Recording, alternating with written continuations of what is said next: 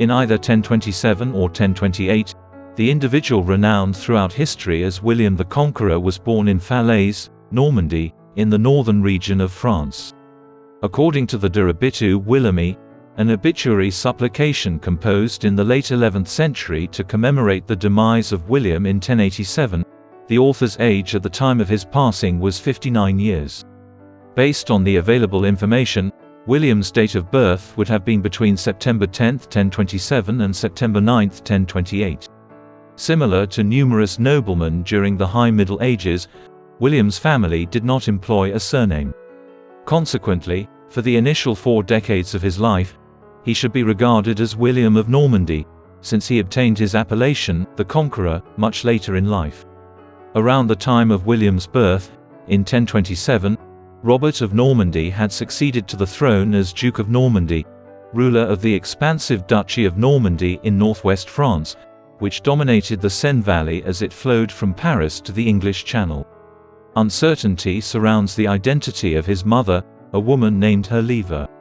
There are accounts that she worked as a domestic servant for the ducal household in Falaise, while others suggest she was the progeny of a local tradesman. Recent research by one of William's biographers indicates that she may have been the progeny of a senior minister serving the Dukes of Normandy. However, despite the lack of clarity surrounding Herleva's background, it is indisputable that her affair with Robert of Normandy did not occur within the institution of marriage and was not sanctioned by the Church. As a consequence, William was not considered a legitimate offspring, and despite succeeding his father, he was consistently labeled bastardus, which literally translates to bastard, due to his illegitimacy. This epithet persisted throughout his life. In France, the Duchy of Normandy, which William was born into and would soon rule, was a dukedom or territory that had only recently been established. Its inception occurred between the late 9th and early 10th centuries. William's great-great-great-grandfather was Rolver Ragnvaldsson, a Viking who led a large Viking contingent in the late 9th century that launched several raids into the north of the Kingdom of the Franks in what is now France. However, by the 870s, Rolver and his Viking followers had established themselves in the lower Seine River Valley, from which they could extract money from Paris and farm the wealthy farm. This predicament persisted until the early 10th century, at which point King Charles III of France, in 911, resolved to accept Rolver as a subject in order to put an end to the Viking warriors' harassment. Consequently, Rolver assumed the title of Count of Normandy in 911 and subsequently modified his given name to its present-day usage. Rollo was his given name, and his progeny would eventually attain the nobility of Dukes of Normandy. Furthermore, his baptism initiated the transformation of these Norse migrants residing in northern France towards Christianity during the 10th century. Therefore, William was born into a Norse lineage that had undergone accelerated Gallicization.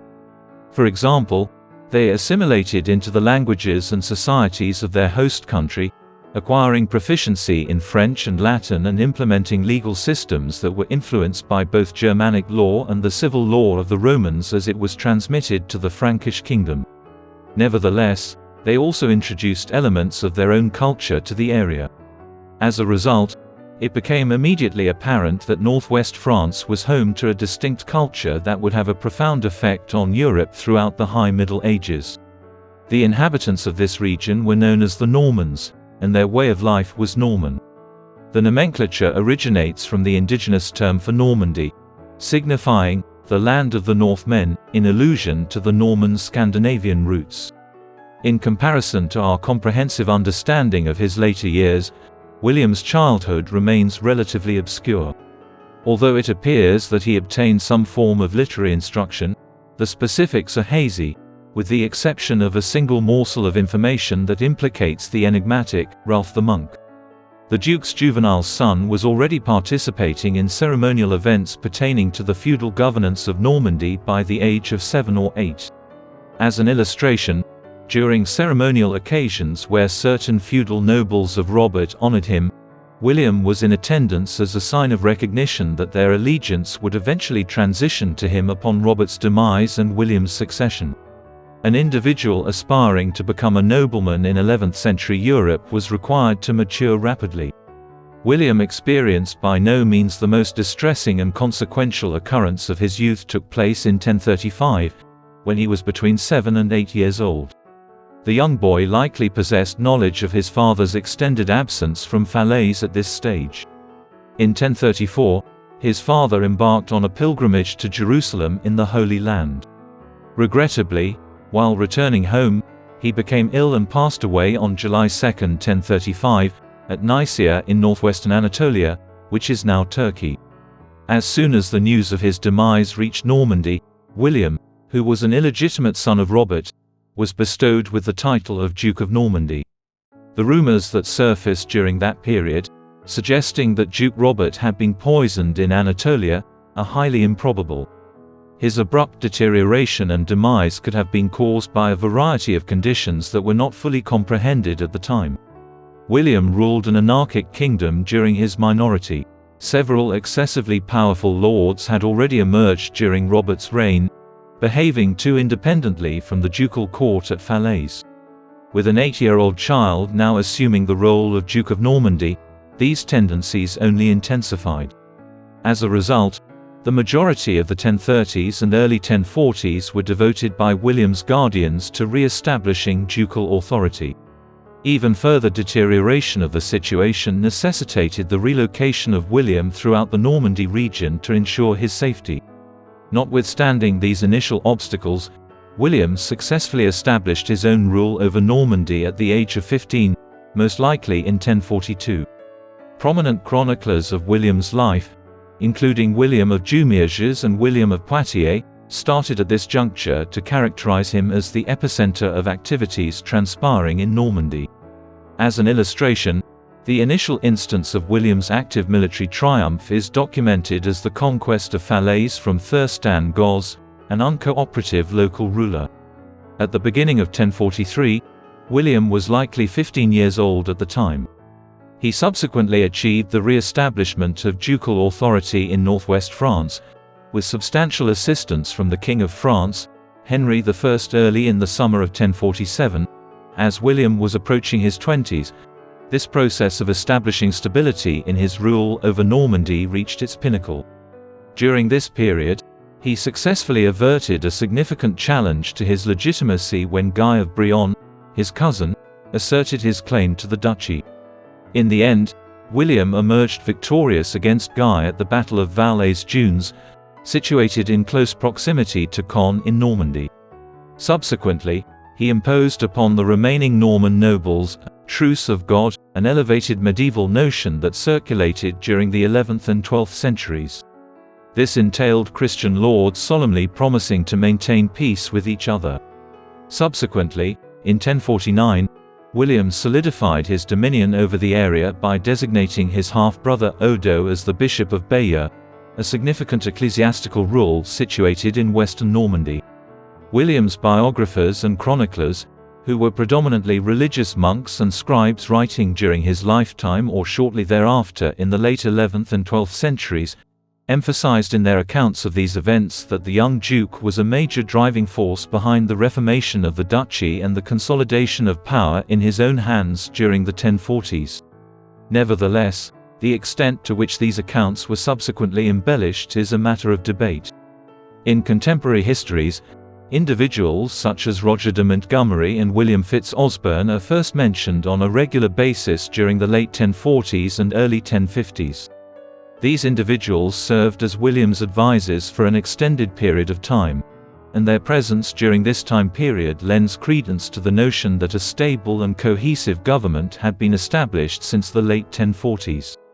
A number of these individuals would subsequently serve as commanders and closest confidants for William during his renowned invasion of England many years later.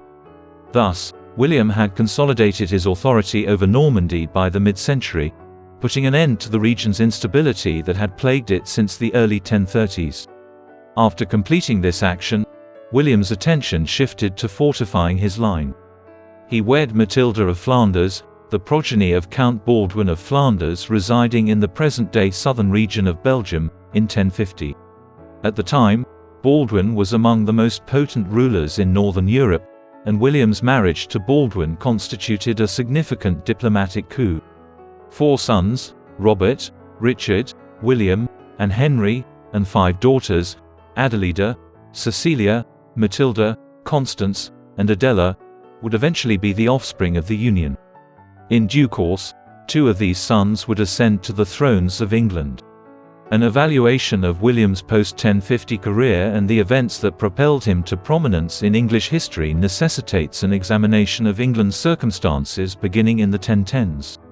King of Denmark and ruler of the Danes, a Norse people that had been conducting extensive raids on Britain since the 980s, Sweyn Forkbeard conquered England in 1013 and usurped the throne from King Sethelred, the progenitor of the Wessex line of monarchs. Despite the swift resurgence of Sethelred and his re-establishment of the throne in 1014, his demise in 1016 resulted in the coronation of his son, Edmund Ironside. Edmund was, nevertheless, embroiled in a fresh conflict with Cnut, the progeny of Sweyn Forkbeard, by the conclusion of 1016. Edmund had relinquished control of a significant portion of England to Cnut. Upon the demise of the Wessex monarch in November, Cnut proclaimed himself King of all England. At that time, he ruled over a North Atlantic empire that extended from England to Denmark in the east and into Norway in the north. He ruled until 1035 and was regarded in history as Cnut the Great. Notwithstanding the rise of Cnut, the Wessex lineage did not suffer a total defeat. Edward, the other son of Sethelred and a brother of Edmund Ironside, accompanied his family on a flight across the English Channel in 1016. In the 1020s and 1030s, they sought refuge at the court of the Dukes of Normandy, where they acted as monarchs of England in exile and were bestowed with numerous honours by William's grandfather and father. During the early 1040s, as William was transitioning into early adulthood and making preparations to assume independent rule, another shift occurred in the English situation. Following his father Cnut's death in 1040, Harold Harefoot, who succeeded him in 1035, passed away. Harthacnut, another of Cnut's sons, succeeded him in 1035. Nevertheless, Harthacnut, a youthful individual devoid of an heir and afflicted with an unidentified ailment, potentially tuberculosis, initiated preparations for the succession in 1041 in the event of his demise. A dispensation granted by him for England stipulated that Edward, who had acquired the appellation, the Confessor, due to his devout religious devotions, would return from Normandy and assume the throne in the event that he passed away without behaving heirs. As a result, this event transpired the subsequent year. In 1042, therefore, the Wessex line of monarchs was reinstated in England. Edward retained vivid recollections of the assistance and recognition he and his family received from the Dukes of Normandy and northern France during their protracted exile in the quarter-century following 1016. Edward, who was largely celibate and lacked a legitimate heir, may have assured William of Normandy that he would succeed him as King of England after his death in 1051, when a crisis arose in England between Edward and the powerful Anglo-Danish House of Godwin. Despite the considerable controversy surrounding these events, it is possible that Edward made this assurance to William of Normandy. Considerable evidence supports the notion that this assurance was, in fact, uttered in the year 1051. It is supported by numerous key sources concerning William's life. For example, this account of events can be found in the Gesta Williami or Deeds of William, compiled by William of Jumièges around 1070, and the Gesta Normanorum Ducum or Deeds of the Dukes of the Normans, written by William of Poitiers around 1066. However, these accounts may be deemed politically biased due to the fact that they were published after William had ascended to the throne of England and conquered the country. However, the Anglo-Saxon Chronicle, an extensive chronicle of England during the Middle Ages, provides additional evidence that predates William's accession to the throne. Recent research has established that the pertinent segments of the chronicle delineating Edward's pledge to William were composed during the early 1060s or early 1050s, prior to William's accession to the throne of England. Because of this, the author would not have had any political motivation to include this false account of the events. Thus, every indication points to the conclusion that Edward did, in fact, designate William as his successor in 1051. Consequently, the Norman duke's claim to the throne of England was genuine and formidable. Regardless of the veracity of these issues, William would not become concerned with their material significance for an additional 15 years, given that Edward continued to live well into the 1060s. During this time, William encountered additional obstacles at home in Normandy. William encountered Henry I of France on multiple occasions during the 1050s, notwithstanding his prior alliance with him. This was due to the decentralized and fragmented power structure that prevailed in France during the 11th century. The tide of history turned in August 1057, when William defeated the monarch and his allies in a decisive battle at the Battle of Varaville, after Henry had launched multiple invasions of Normandy from 1053 to 1057. William then launched an offensive against Henry, and with the deaths of the monarch and his closest ally, Geoffrey, Count of Anjou, in 1060, he was able to establish his dominion over the entirety of northern France. Even more significantly, he succeeded in 1063 in imposing Norman authority on the entire county of Maine, a substantial French province located to the south of Normandy.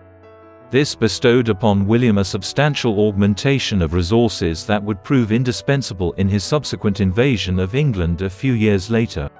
Additionally, one of William's most notable construction endeavors transpired during this period. His patronage of the construction of a new church and nunnery in the Normandy town of Caen commenced in 1062, under the direction of Matilda. Originally, the complex was designed to comprise two primary structures: the Abbaye aux Hommes or Men's Abbey, which was conceived as a monastic abbey, and the Abbaye aux Dames or Women's Abbey, which was designated for a community of Benedictine sisters. Over the course of the late Middle Ages and early modern ages, the expansive complex was revered as the Abbey of Sainte Trinité, one of the most magnificent religious edifices in northern France. However, its completion was not achieved until 1130, well after the demise of both William and Matilda, which serves as an indication of the undertaking's immense ambition. Upon its completion, the structure comprised a principal church constructed in the Gothic style, accompanied by transepts that extended into abbeys designated for the nuns and monks. The transepts were constructed in the architectural style of early medieval Romanesque. As a result, the church and abbeys in Caen, which were supported by William, represent a fusion of the principal architectural styles of the early and high Middle Ages. This architectural fusion signifies a time when Europe, similar to the Duchy of Normandy, was transitioning from one historical era to the next. After establishing control over the southern border of Normandy, William directed his efforts westward in 1064 towards the Celtic Duchy of Brittany and its sovereign, Conan II. This led to the Breton-Norman War, an indeterminate conflict that persisted until 1066. Harold Godwinson, Earl of Wessex in England and the head of the influential House of Godwin, was peculiarly involved in the conflict. Harold was almost certainly dispatched to France to reassert to William King Edward's prior offer to ascend to the throne of England. William required Harold to take an oath at this time that he would embrace his succession. The aforementioned occurrence is graphically portrayed on the Bayeux tapestry, an enduring 70-meter-long fabric tapestry that was manufactured in the 1070s. The narrative portrays the sequence of occurrences that culminated in William's assertion of his rightful English throne and his subsequent conquest of the continent in 1066. Presently preserved within the Bayeux Tapestry Museum situated in the town of Bayeux, Normandy, northern France, this artifact serves as a noteworthy testament to William's ascension to the throne of England, or, at the very least, his intended interpretation of that ascent. The encounter between William and Harold in northern France during the mid-1060s would acquire a momentous importance in early 1066. In that same year, King Edward the Confessor, who was 60 years old at the time, entered a coma in late 1065. He did not completely recuperate before passing away in London on January 5, 1066. Harold now had a favourable circumstance due to Edward's ambiguity and indecision regarding the succession, which resulted in the absence of a distinct heir for him. The Anglo-Saxon Witan, an assembly of Danish and Anglo-Saxon lords and members of the English ruling class, convened the day after, on January 6, and proclaimed Harold as the new monarch of England. It was now poised for a significant confrontation involving William. Plans for William to assert his succession to Edward were initiated in Normandy within weeks. In fact, it is highly probable that William had been strategically and militarily preparing for Edward's demise since the 1060s. As hundreds of warships and transport vessels accumulated or were being constructed in the northern French ports, William solicited assistance for his invasion from his newly acquired subjects and allies from throughout northern France. Recent years have witnessed a controversy surrounding the manner in which William prepared his invasion force. This was, by certain measures, the most extensive amphibious incursion and operation conducted in Western Europe since the Roman era.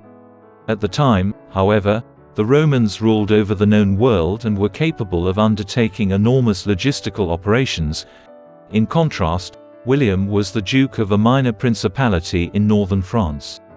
Numerous medievalists and historians have thus pondered how William managed to rapidly assemble and convey such an invasion force across the English Channel. There is a growing consensus among historians in this field that the Norman invasion of 1066 was exclusively facilitated by the 11th century spread of innovative technologies from other regions of Europe to northern France. As an illustration, William's army probably comprised more than 3,000 combat horses. Research has determined that longships and galleys of the type utilized in the early Middle Ages in the North Atlantic could not have transported these objects across the English Channel in the time required for him to have conducted his campaign in 1066. In contrast, William utilized a particular category of vessel to convey horses. This design had originated in the eastern Mediterranean region of the Byzantine Empire and had bygone to Normandy during the initial half of the 11th century. Therefore, the Norman invasion of 1066 and William's expedition were logistically feasible due to the evolving characteristics of 11th century Europe and the expanding dissemination of technologies and knowledge across the continent. William did not stand as the sole contender for the throne. Harold encountered an additional obstacle in the form of his sibling, Tostig, the Earl of Northumberland. As a member of the potent House of Godwin and Earl of a sizable domain in northern England, Tostig possessed substantial support for his claim to the throne. Edward had been implicated in a northern rebellion in 1065, predating his final deterioration and demise. He engaged in direct conflict with Harold in 1066, which resulted in his exile from England. During the spring and summer, Tostig engaged in strategic deliberations with multiple foreign powers within the North Atlantic region. Baldwin V, his brother-in-law and the Count of Flanders, provided him with financial and military assistance so that he could launch a summertime expedition through southern England. Tostig initially contemplated forging an alliance with William. However, he ultimately shifted his focus towards Norway. During the summer of 1066, he established communication with King Harald Hardrada of Norway and persuaded the Norse monarch to assert his own sovereignty over the English throne. In favor of Harald Hardrada, Tostig's petition was received. In the early autumn, he successfully deployed an invasion force comprising around 10,000 men and 300 ships, which he assembled in a timely manner. At first, Hardrada and Tostig made significant advancements. On September 20, 1066, they defeated some regional forces outside the city of York at Fulford. However, in the days that followed, Harold personally advanced to the north with his armies. On September 25, 1066, the forces of King Harold of England and King Harold of Norway arrived at the village of Stamford Bridge in Yorkshire. The English Harold emerged victorious in a decisive battle. During the engagement, Hardrada and Tostig both perished, and thousands of Norwegians were either slain or severely wounded. Due to the magnitude of the disaster, only 2 to 3 dozen of the 300 ships that had transported the Norse army to England remained to transport the remnants of the army back to Norway. The initial substantial challenge to Harold's rule had been averted, but a far more formidable one lay in wait to the south, and the diversion caused by the northern incursion into Hardrada did not pale into insignificance in the subsequent military campaign. After mobilizing his supporters and allies in France throughout the summer, William's invasion force, estimated to be between 8,000 and 12,000 men, successfully traversed the English Channel on the evening of September 27. On the morning of September 28, they arrived in their final position near Pevensey in East Sussex. The date holds considerable importance, as Harold had spent the summer and early autumn preparing forces in the south for William's landing. However, his forces were diverted away by the invasion led by Hardrada and Tostig in the north, which ultimately facilitated a more seamless landing in the south. Thus, the decisive confrontation between Harold and William was set in motion. After disembarking, in late September and early October, William relocated his forces to the nearby town of Hastings. During this time, his forces ravaged the surrounding Sussex countryside, seizing food supplies for the army and employing psychological warfare. Immediately following his victory over Hardrada in the north, Harold was compelled to swiftly advance south in order to repel the second invasion. However, William refrained from making any progress north in the direction of London and Harold's forces. He was content to await Harold's arrival in Sussex and permit him to do so. His rationales were twofold. Firstly, he had amassed ample provisions from the vicinity to establish a robust operational base at Hastings, and secondly, advancing inland would have jeopardized the lines of communication with his fleet. It was evident that William was making preparations in anticipation of a potential military engagement against Harold that might not be successful, in which case he might be forced to retreat quickly across the Channel to Normandy. Harold had advanced southward to be in proximity to William's position at Hastings by the 13th of October. Upon learning of the king's whereabouts and encampment to the northeast of the town in East Sussex, William mobilized his forces and departed Hastings shortly after sunrise on the 14th. The subsequent conflict, which is regarded as one of the most pivotal in English history, was not fought in or near the town of Hastings. Instead, it transpired approximately 11 kilometers to the northwest of the town, in the vicinity of a steep ridge in the Sussex countryside. Battle Village was established in the vicinity as a memorial to the conflict that transpired there around a millennium ago. The precise details regarding the course of the battle are subject to some disagreement, primarily due to the tendency of contemporary histories and accounts to significantly manipulate events for political motives in the aftermath of the conflict. For example, the number of personnel involved is frequently grossly exaggerated. However, contemporary historians concur on the fundamental details of the conflict. William departed Hastings with at least 7,000 men and possibly as many as 10,000, the majority of whom were Norman heavy cavalry, the preeminent combatants of 11th century Europe. Harold commanded a comparable army. However, these individuals were exhausted following a month-long arduous march that commenced in Yorkshire and concluded with a swift return to the south, during which they engaged in combat at Stamford Bridge. The battle began early in the morning and continued throughout the day, which was an extended engagement for the era. Harold's forces occupied the elevated ridge at the location, granting him the upper hand. However, their progress was impeded by the wheeled forest encircling them. Therefore, despite facing the disadvantage of traversing an incline course, William's forces enjoyed more expansive mobility on the battlefield. Three factors ultimately determined the outcome. William was able to dispatch his archers to eliminate Harold's soldiers from the ridge. His cavalry was also preferable in quality to Harold's. However, the most crucial determinant was William's military prowess. He utilized a number of feigned or pretend retreats throughout the day in order to disrupt the English lines and exploit weak points in Harold's arrayed soldiers. Ultimately, the English shield wall experienced a significant reduction in the number of housecarls, Harold's elite soldiers, as a result of these assaults. Ancillary forces ultimately prevailed over the English king's shield wall in the face of an onslaught of simulated assaults and strikes against its more vulnerable positions. Harold perished during one of these pretended retreats that occurred in the late hours of the day. Reportedly, the Anglo-Saxon and Danish forces surrendered upon the king's demise. An equal number of individuals fled and others capitulated. Consequently, Harold Godwinson had succumbed to his demise by the time the sun set on October 14, 1066, above the battlefield and in the vicinity of Hastings.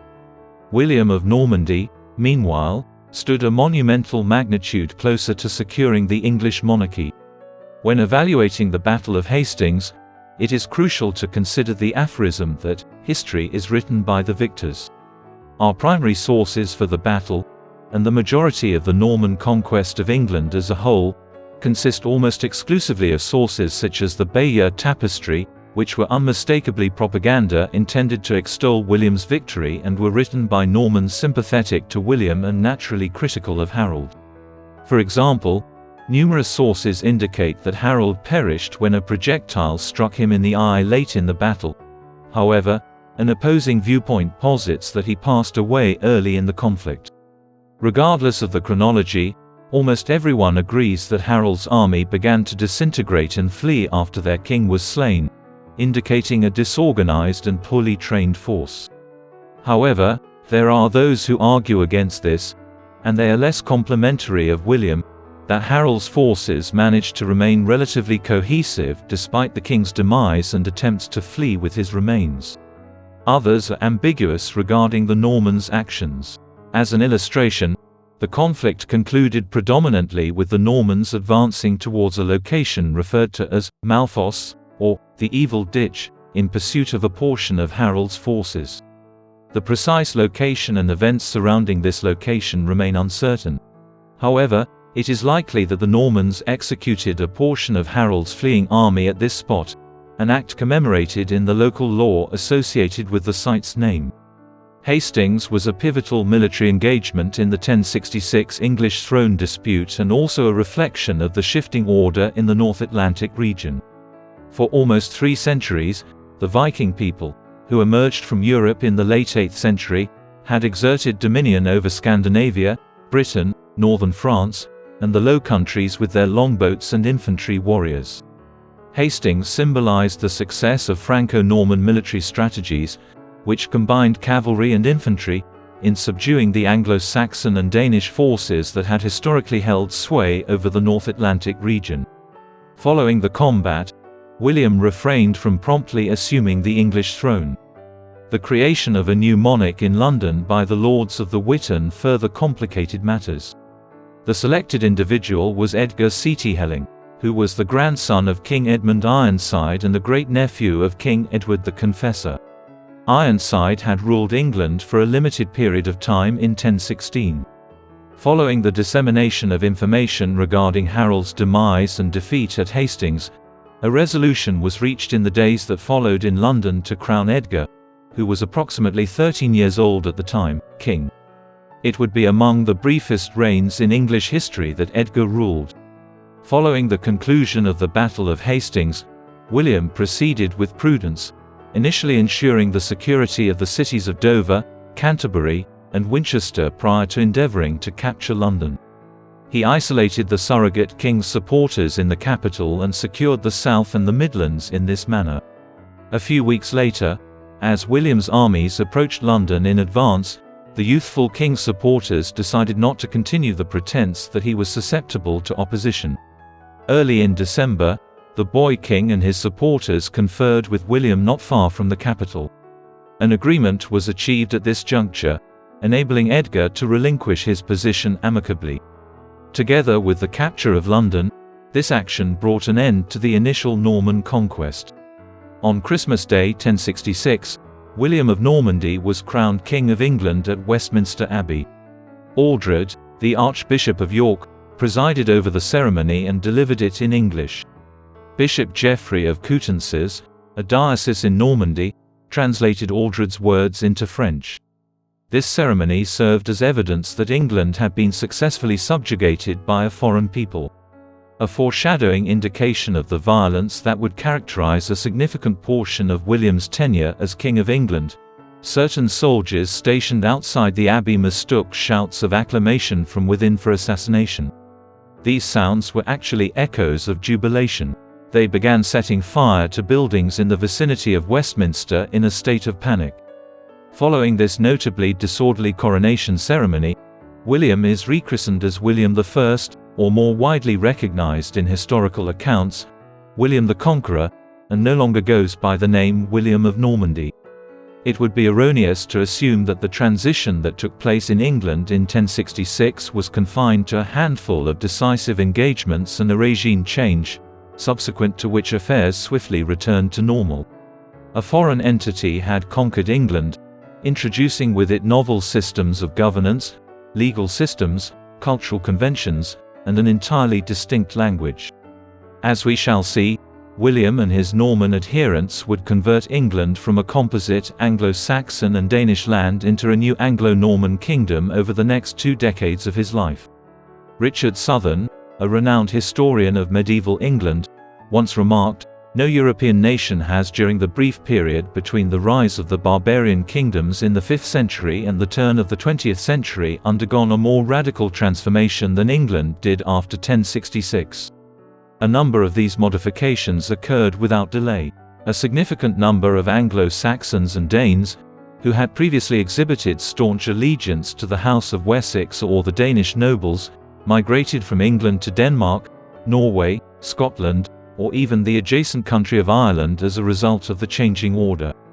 Many would attempt to organize new invasions in an effort to restore the Anglo-Saxons and Danes' former dominion, but the vast majority would never return. In their stead, William imported tens of thousands, if not 20,000, Norman settlers from France. The presence of these medieval colonists did not significantly diminish the estimated population of England by the mid-11th century, which stood at approximately 2.5 million individuals. However, they did install a formidable Norman force in influential positions in numerous towns and villages throughout 11th century England. These immigrants gradually revolutionized English society. The most conspicuous and lasting indication of this was the introduction of the conqueror's language, Anglo-Norman, which was a dialect of Old French infused with Norse elements and bore resemblance to the Viking lineage of the Normans. A substantial portion of the diction from Anglo-Norman was gradually assimilated into English, resulting in a profound transformation of the English language into a hybrid of Germanic and Romance origins. However, the completion of this process would require centuries. Consequently, the conquering class continued to speak a variant of French during the remainder of William's tenure, while the majority of the populace continued to use Old English. Thus, beginning in the late 1060s, bilingualism would have been required for many individuals employed in London and other cities, including government employees and merchants. Concurrent with this linguistic transition, there were also modifications to the operations of the government and the legal system. Legally speaking, courts adopted Law French as their official language until the 18th century. Furthermore, during the reign of Normans, the court system was more centralized, which contributed to the evolution of the common law in the 2 centuries that followed. An undeniably favorable consequence that ensued in England subsequent to the Norman conquest was the progressive elimination of slavery as a predominant aspect of society. Slavery had begun to diminish considerably in Norman society prior to the Norman invasion of 1066, in comparison to its prevalence in England and Britain. As we shall see, the Domesday Book, which was compiled around the middle of the 1080s, 20 years after the Norman conquest, recorded the official number of slaves in England as approximately 28,000. Despite the undeniable fact that these figures were, to some degree, imprecise due to the challenges associated with accurate record-keeping in the 11th century, this represented a substantial reduction in the number of slaves that had inhabited the region prior to 1066. This indicates that William and his followers had likely executed or liberated a considerable number of slaves subsequent to the conquest. This procedure subsequently persisted. Although slavery remained legal in the majority of Europe and England until the 19th century, it was progressively eliminated. From before 1066 until the 12th century, the number of slaves in England had decreased by as much as 30%. This trend persisted throughout the 12th and 13th centuries.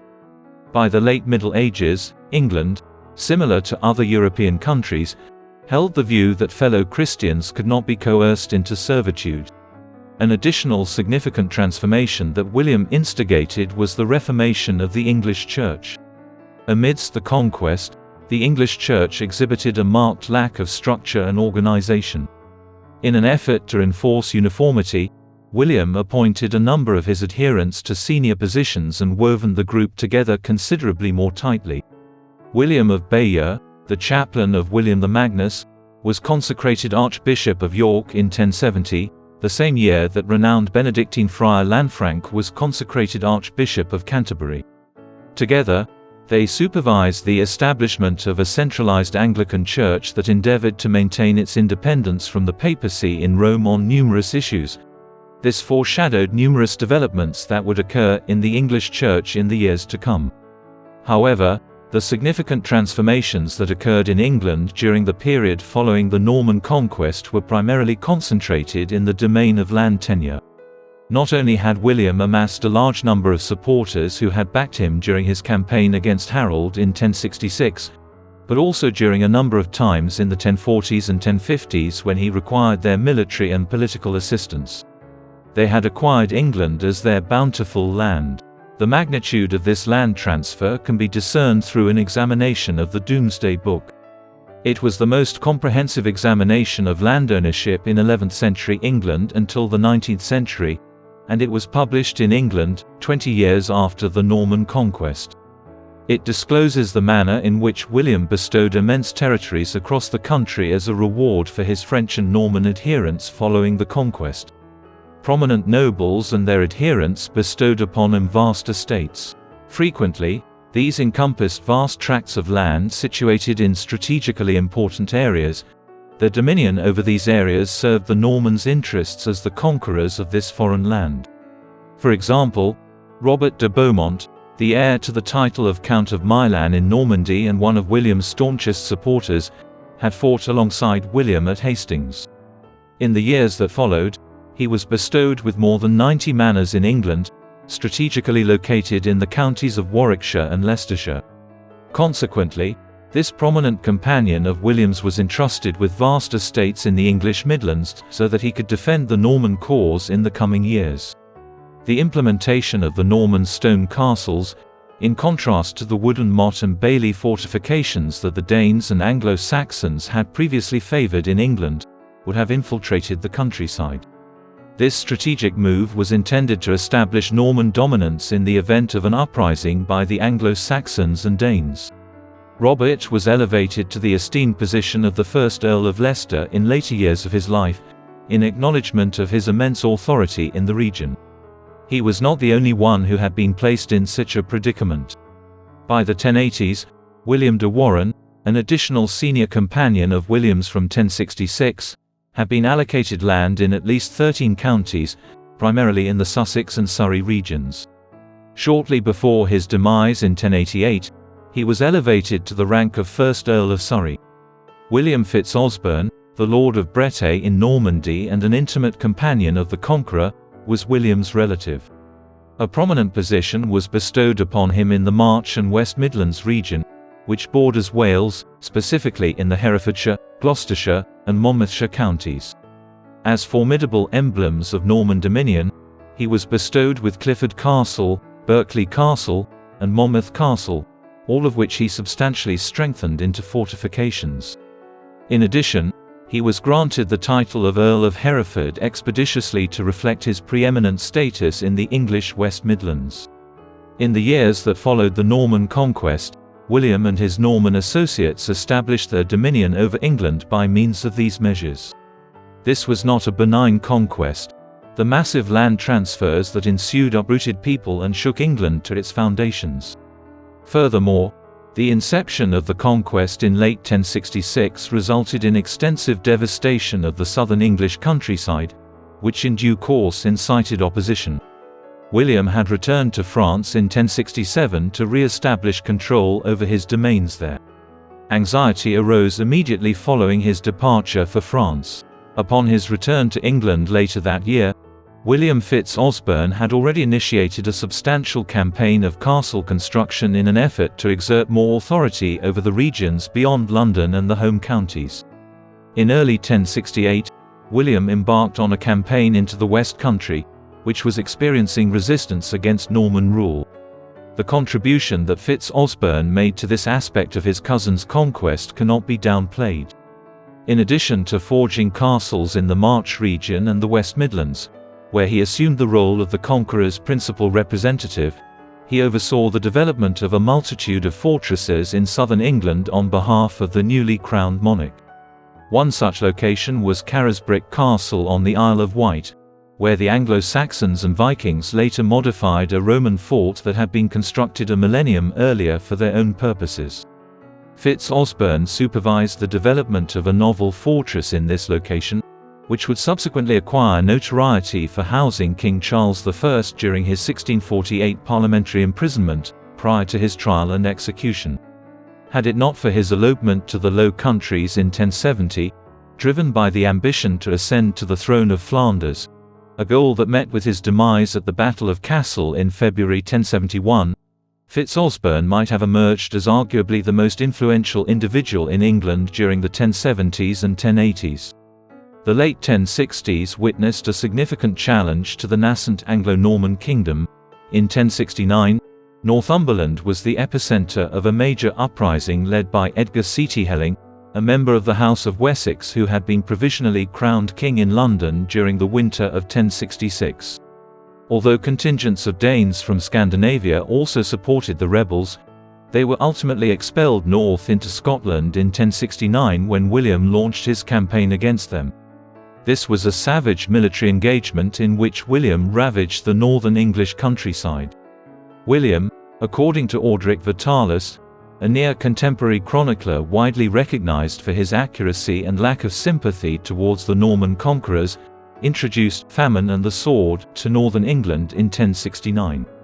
The evidence presented in the Domesday Book supports his account, indicating that land values in the north of England remained significantly devalued during the 1080s compared to what they ought to have been. This data serves as an indication of the extent of the devastation caused by William and his followers in an effort to stifle the region's independence. New castles were swiftly constructed and Norman overlords imposed their will in the March region bordering Wales and the northwest coast near Chester in 1070. However, the last significant pockets of resistance in this area were not ultimately vanquished until 1071. Therefore, it can be argued that the Norman conquest, which began in 1066, was in fact an extended 6-year campaign. During this time, the Normans brutally conquered England through a strategy of military conquest, forced famine, and the installation of Norman knights as a nobility superior to the Anglo-Saxon and Danish aristocracy. These knights ruled the country from their commanding stone fortifications. The offensive in northern England, colloquially referred to as the Harrying of the North, represented the pinnacle of the destructive campaign.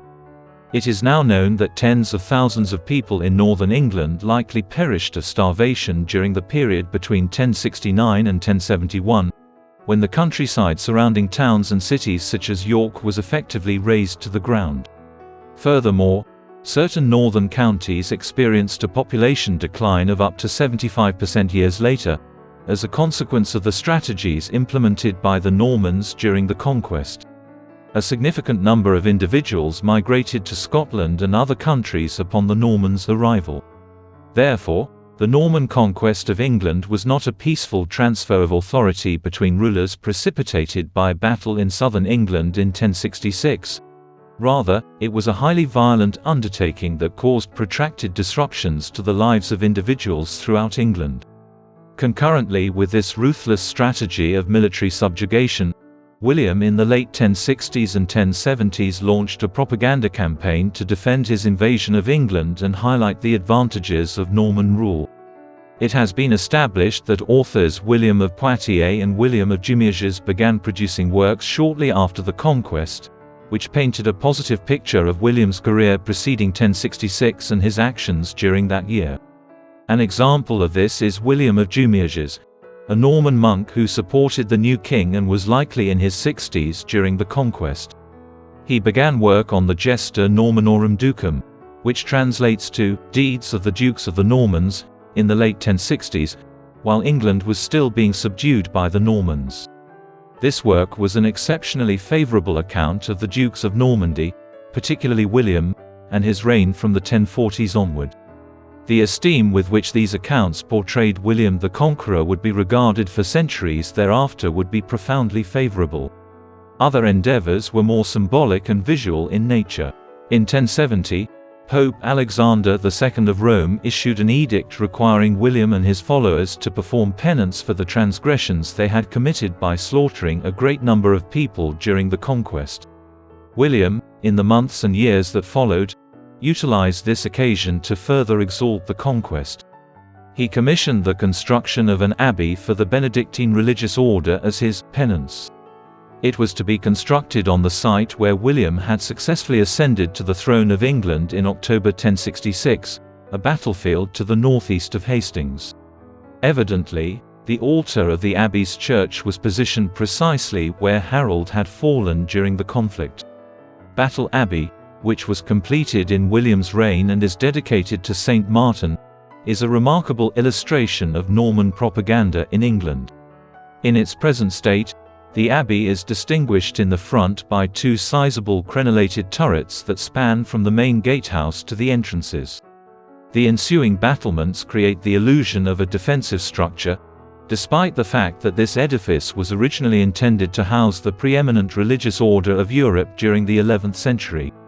Subsequent to its establishment a millennium ago, sections of the abbey have undergone either restorations to restore their condition or relocations for security purposes, including the English civil wars of the mid-17th century.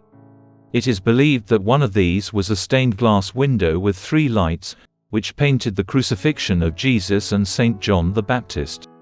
It is also postulated that the Battle Abbey Roll, a commemorative roster of the principal companions who accompanied William on his expedition to England in 1066 and participated in the Battle of Hastings, was stored within the abbey. The Battle Abbey Roll, although widely acknowledged by historians of medieval England, has not endured to the present day. As a result, our knowledge of William's choice to honor his companions and allies in this manner is limited to second-hand accounts, including Raphael Holinshead's chronicles from the late 16th century. Abbey and the Battle Abbey Roll is the previously mentioned Bayeux tapestry.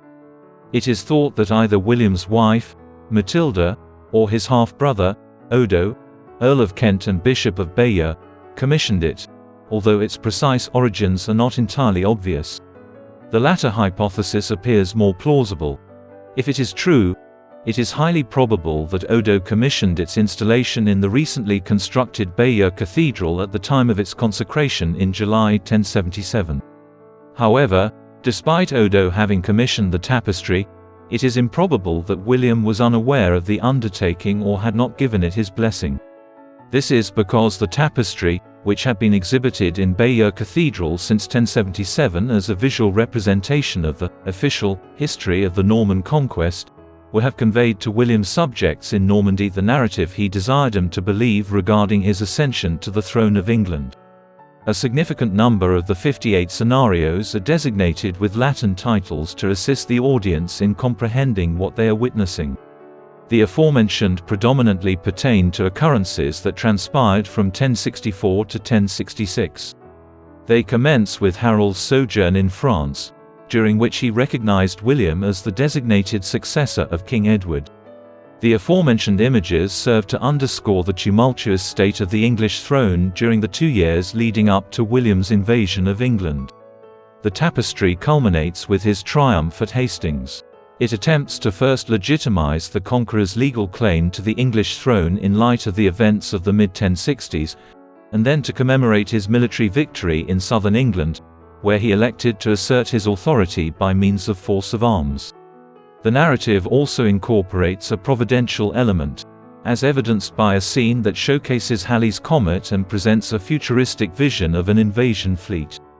The underlying notion is that the celestial body foresaw William's invasion and subsequent triumph, and that the comet's transit over England in 1066 was interpreted as a portent of support for William's cause. By 11th century standards, the Bayeux Tapestry can be regarded as an exceptionally refined work of political propaganda. It served to validate the fairness of William's accession to the throne of England and the Norman conquest of Britain. Following the ultimate conquest of the region, William unequivocally declared his predilections with regard to his domains.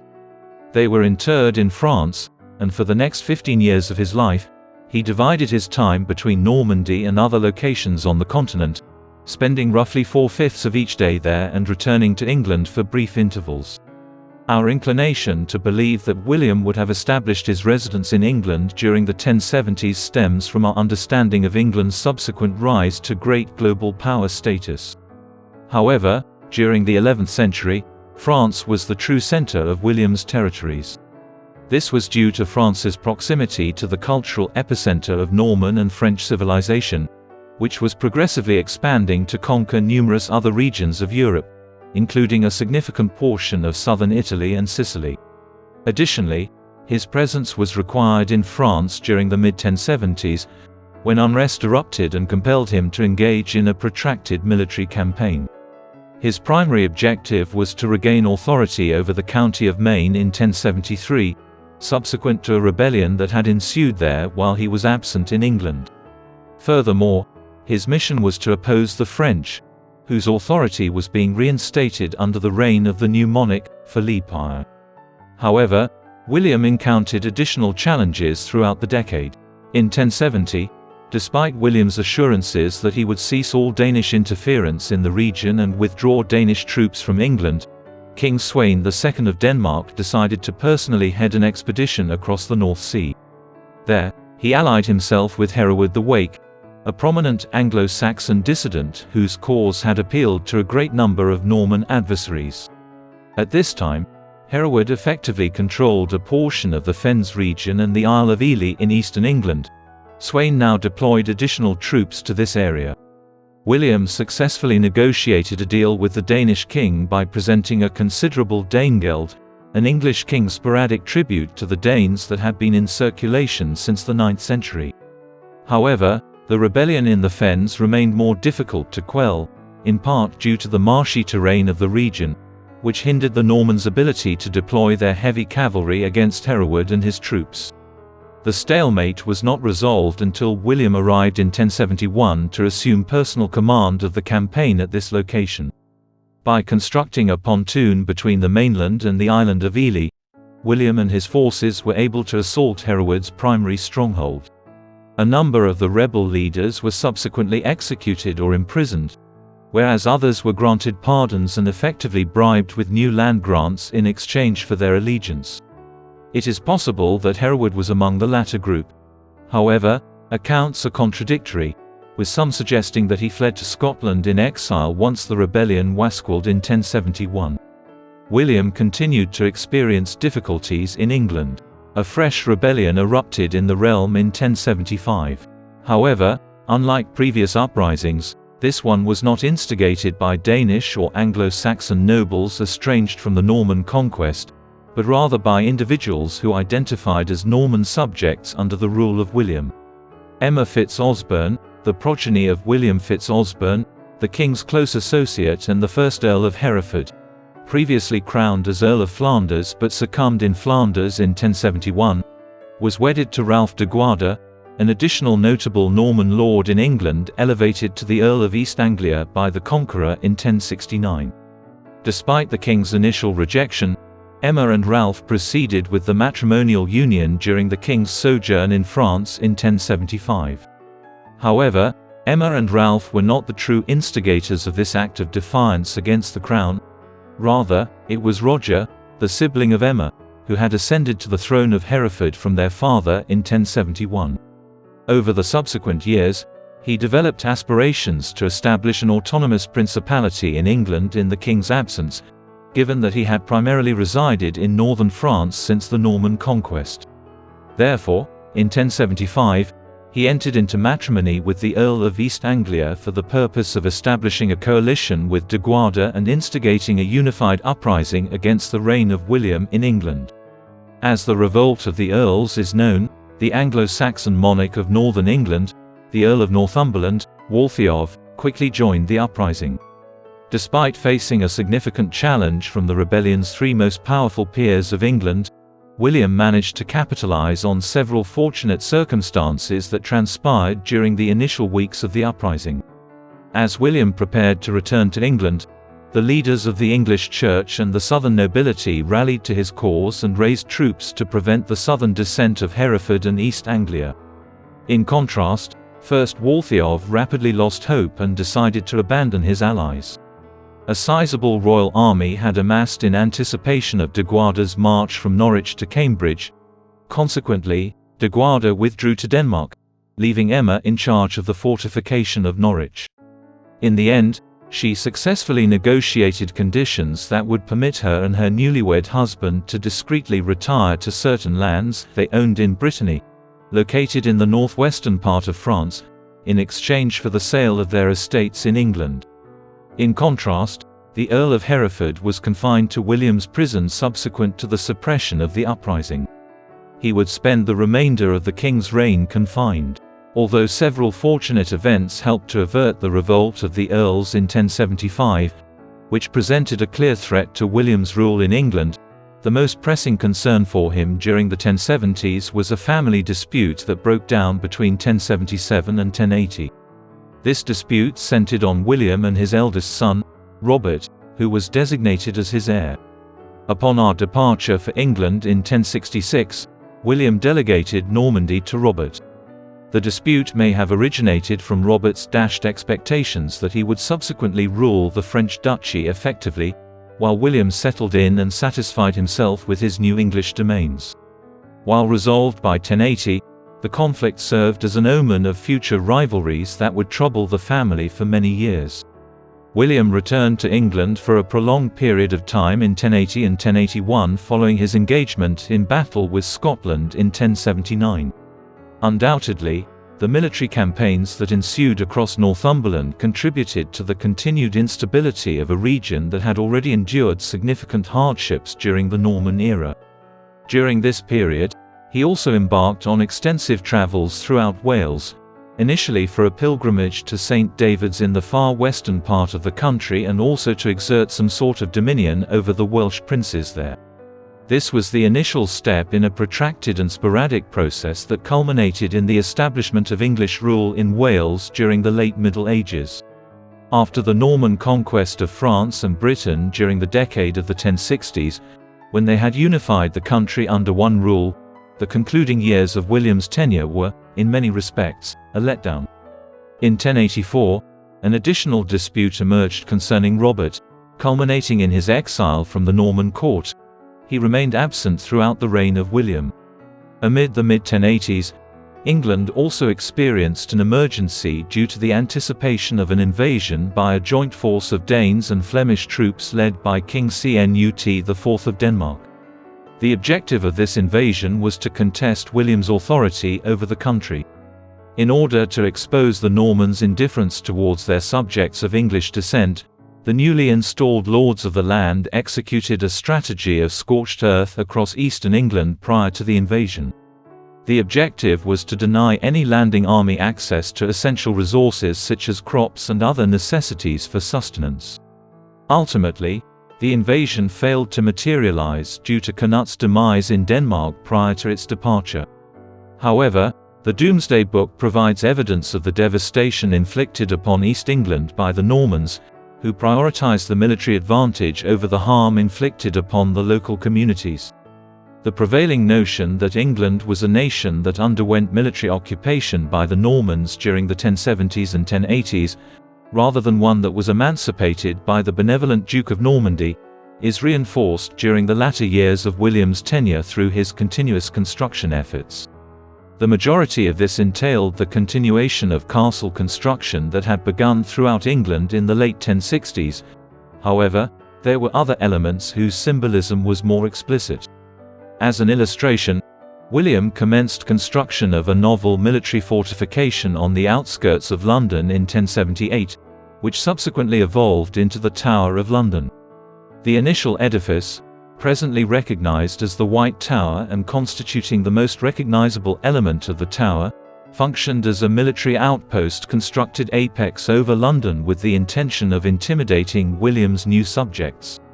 The inhabitants of the capital, subsequent to William's triumph at Hastings in 1066, had, in fact, sought to install Edgar Cethelring as their monarch rather than recognizing him as their legitimate monarch.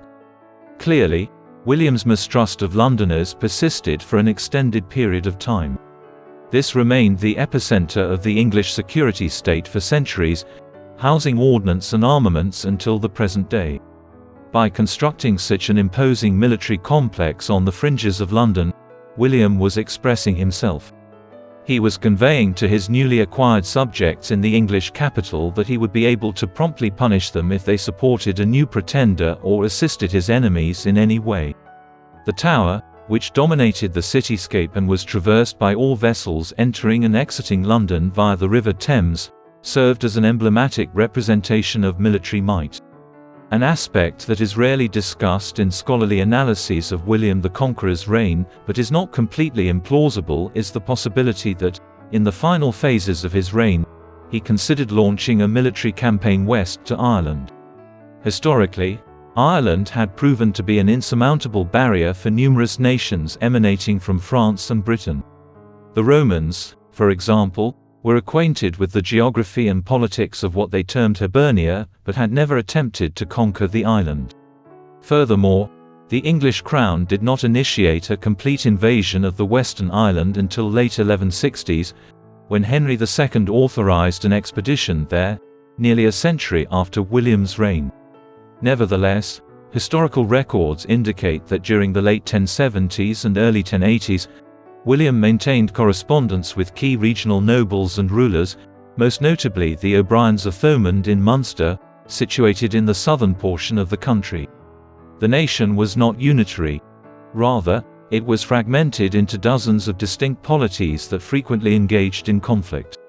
The notion that William, in his final years, was contemplating a military campaign against this politically divided region is strengthened by an entry in the Anglo-Saxon Chronicle that asserts he would have achieved Ireland's conquest had he been able to live a few more years. This passage further supports the notion that William was devising a new campaign westwards across the Irish Sea.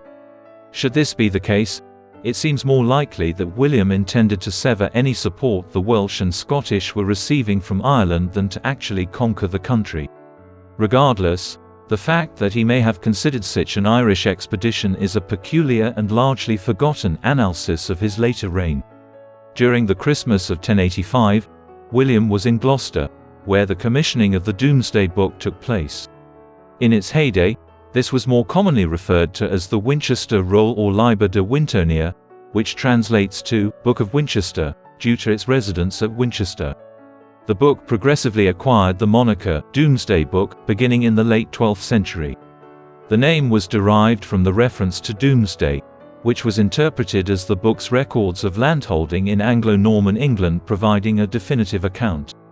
By any measure, the amount of effort required to create it was monumental for the 11th century.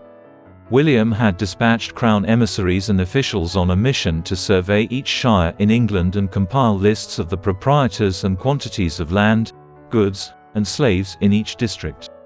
A significant number of such officials must have been involved, based on certain information uncovered during the investigation.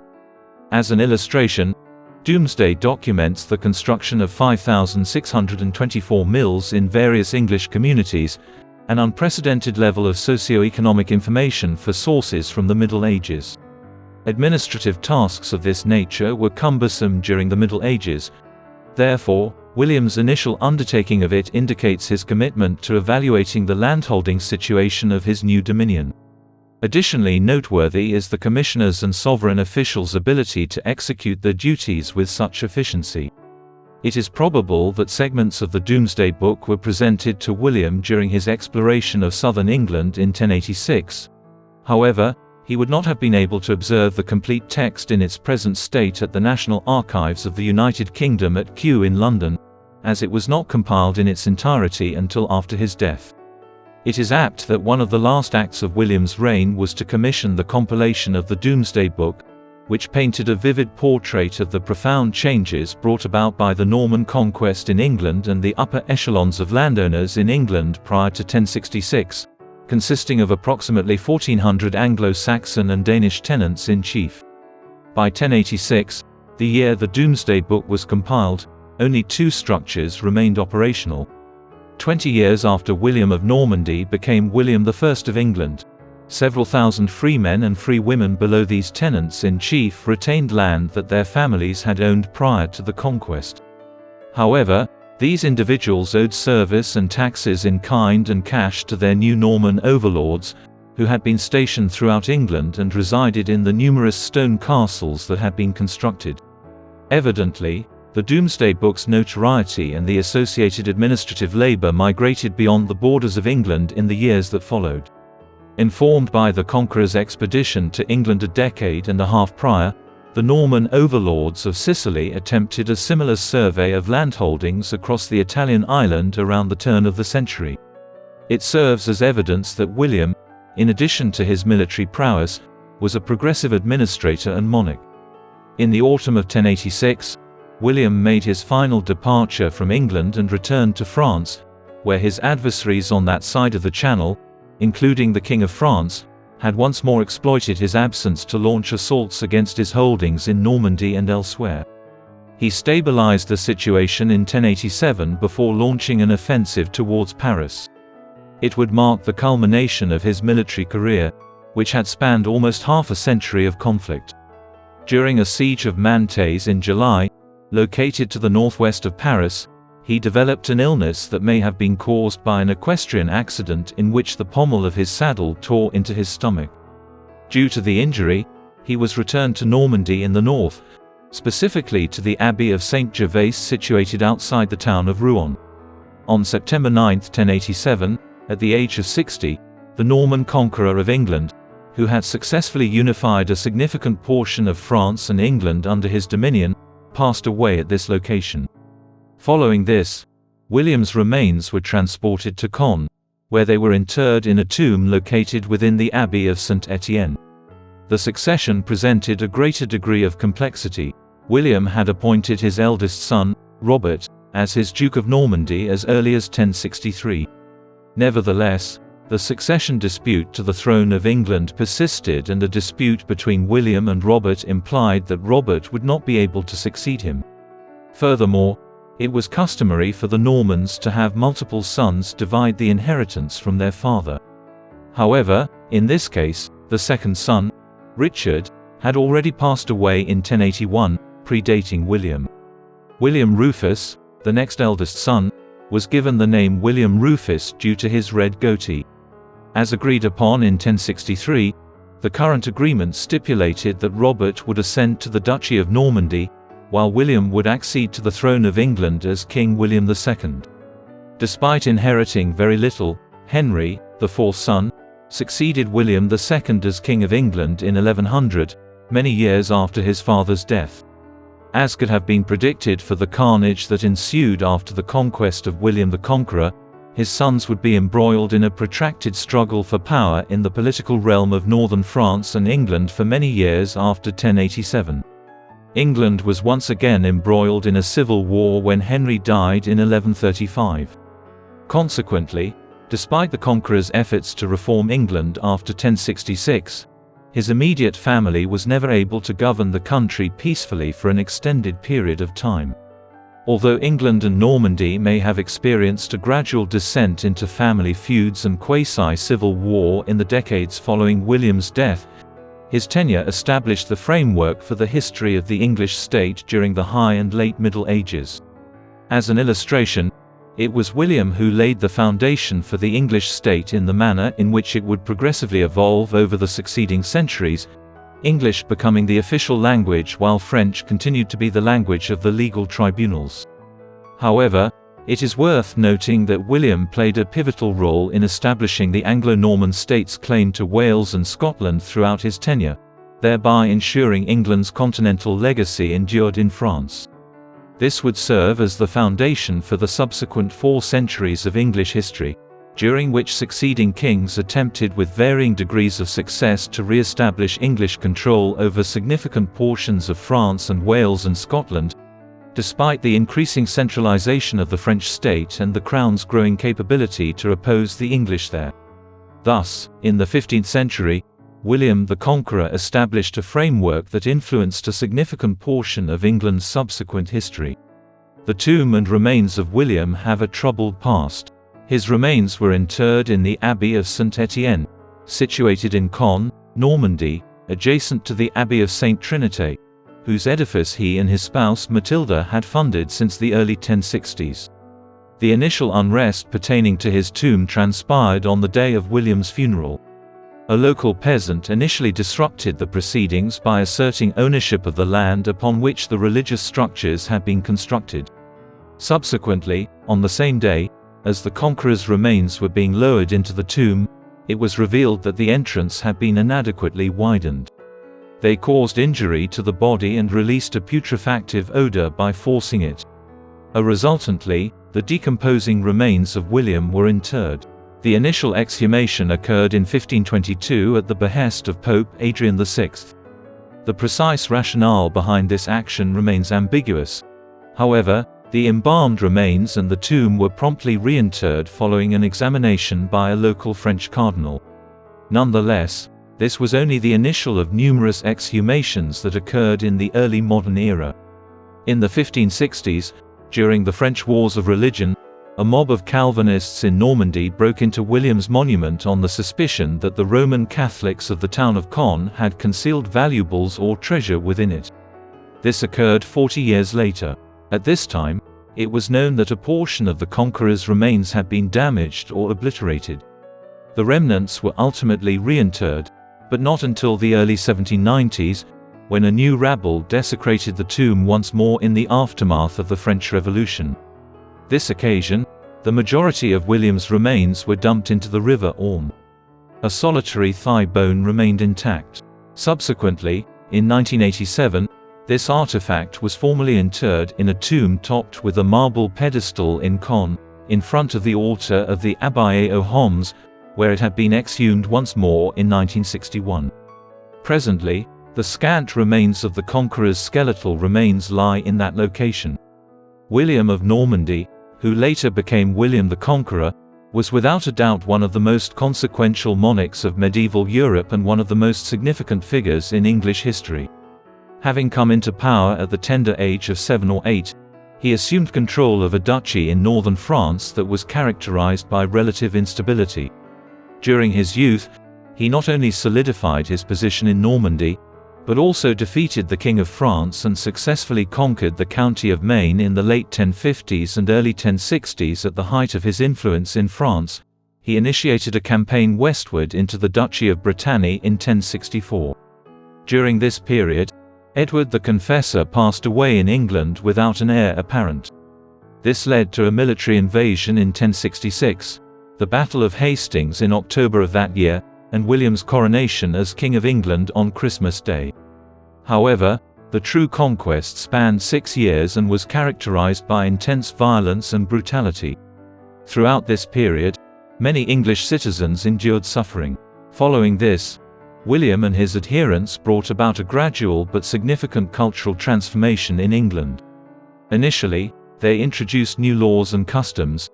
Eventually, they developed modern English, a fusion of the Anglo-Saxons' pre-conquest Germanic language and the Normans' post-conquest French. William was, by all accounts, a relatively affable individual by temperament. However, this hardly concealed a more ruthless and reclusive nature. It was evident that he was devout.